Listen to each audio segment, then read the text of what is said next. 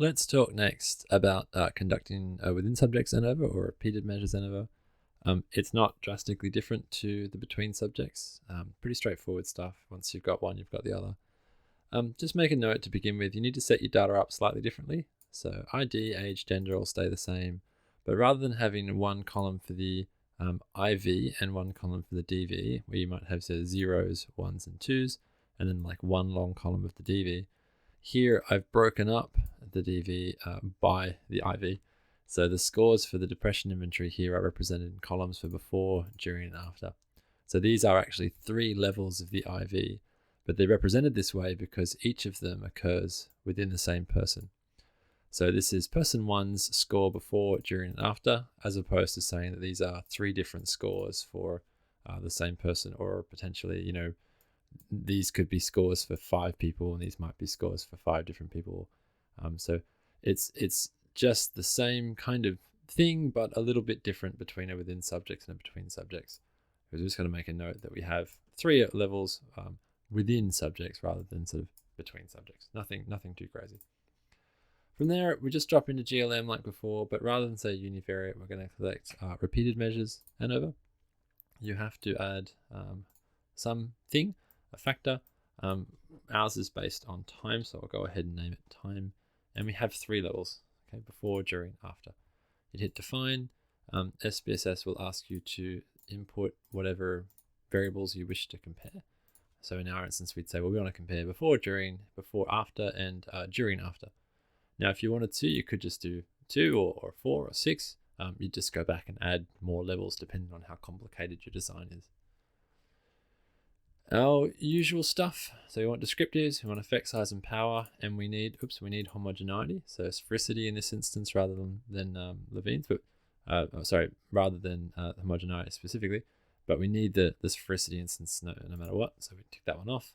From the estimated marginal means, we just pop in time, and we're comparing main effects using either a Shidak or a Bonferroni adjustment.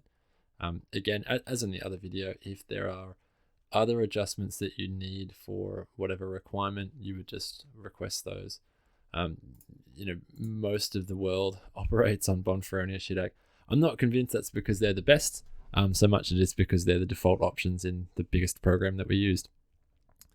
Anyway, hit OK, run that. You'll see that the descriptors are very similar to what we had before.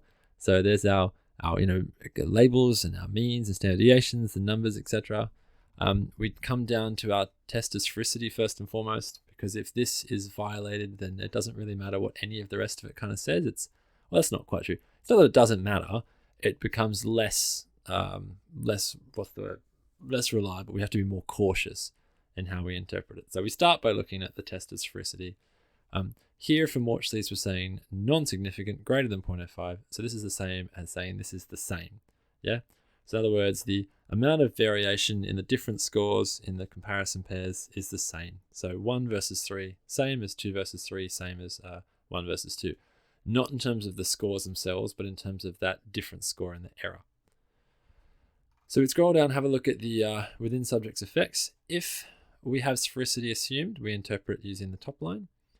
If sphericity is not assumed above, then we would interpret using one of these 3, of which most people use the greenhouse geyser. Again, not because greenhouse geyser is necessarily the best, most likely because it's just the first line. In most of the instances, they stay largely the same across the board. Here we have a very large F, so a very significant kind of effect, very, very high amount of between subjects variance relative to the amount of within subjects variance. So there'll be a difference somewhere. We would scroll down then to our estimated marginal means to have a look at that difference. So here are our mean scores. You can see the standard errors are nice and similar to each other, which is really good. And so we have a little look at the pairwise comparisons. And okay, so 1, V2, then this is before, during, after. So from before to during, there doesn't appear to be any difference. These are the same. But from before to after, there's definitely a difference. And likewise, from during to after, there appears to be a difference as well. So if whatever's going on here, it doesn't sort of have an effect straight away, but it certainly seems to have an effect from the during to the after and from the before to the after. But there you go. That's a very brief rundown on the short and skinny of within subjects one-way ANOVA.